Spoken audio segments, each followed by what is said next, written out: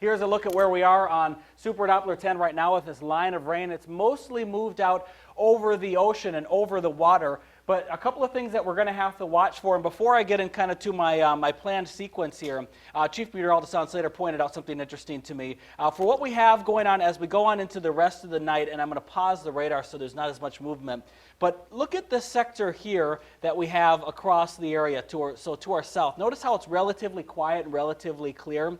The Storm Prediction Center still does have that area of interest, and I'm going to see if this can load here. Let me see. There it is, right there. They actually, and I don't know when they did this. I'm trying to figure out the timing of when this changed, but the enhanced risk moved to the north.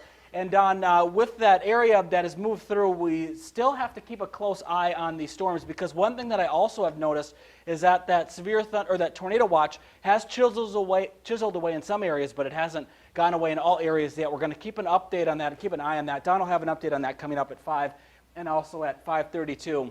Yeah, they updated it after 3 o'clock, so pretty close to that area that we saw in terms of the enhanced risk. Bumped it on northward almost to the state line a little after 3 o'clock. Yeah, kind of interesting. I'll have to read up some more on that after I'm all done here. But the one thing that we do have that is looking very likely for the rest of the night is the heavy rain that's going to move into the area.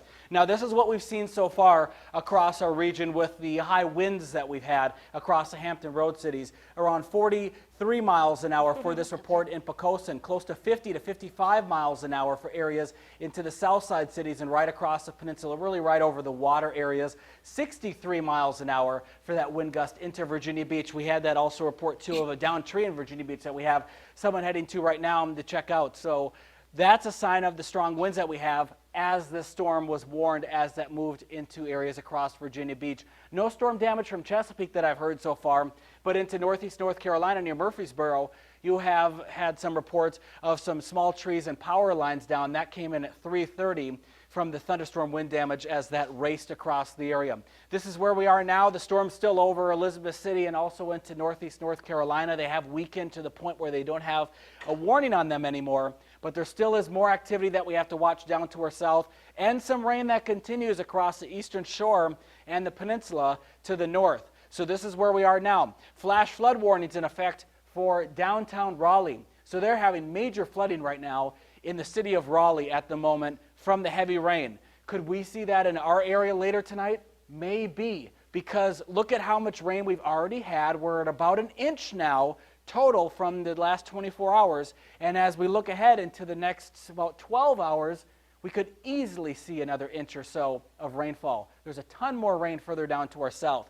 Showers right now and heavy rainfall across northeast North Carolina. No warning on that. Tornado watch still in effect for every single city and county in this area of yellow. Normally when we have the big line of storms move through, we'll see this thing get chiseled away. But that hasn't happened yet. And we also noted too, I showed you that upgrade from the Storm Prediction Center that does include some spots with that enhanced risk into southern Virginia. So we're still underneath this watch until 7 o'clock, 2 more hours to go, a little bit later on further to the south. Flood watch is also in effect all night long and into tomorrow for areas into Virginia, probably even into North Carolina too. There are some flooding concerns. You won't see as much rainfall. Here's a look at the future track. 6 o'clock, we have the rain moving across our area. Strong southerly winds feeding the storm system.